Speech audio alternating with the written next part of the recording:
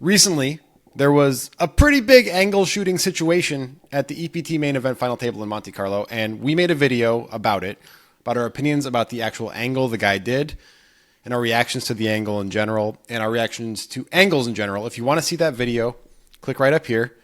It's a great video. It's generating a lot of controversy, Jonathan. That's why we are here. We're here to talk about the comments from the video. Yeah. All right.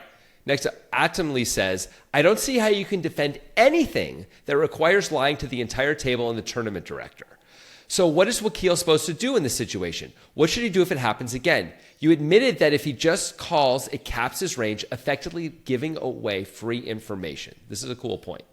It is a really cool point, and it's a good way to be critical of our thought process here. And I think Jonathan did mention in the original video the range capping, but we didn't really dive into it that much.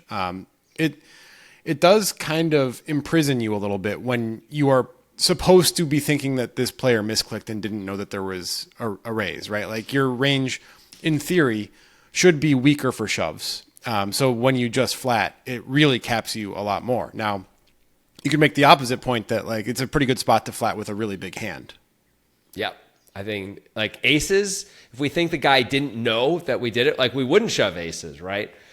Maybe we would to be balanced against good players, but against a guy who misclicked, probably not. And the guy we're doing this play on, probably not. Like we might actually call with aces. So we can have stronger hands here too, but it is true. Our range has got to be weaker when we flat here than when we shove here, right? It just almost has to be. But like you said, we are shoving with a weaker range still. If we have ace-6 suited, we're probably shoving it, right? Which we've never we would almost never do in regular events.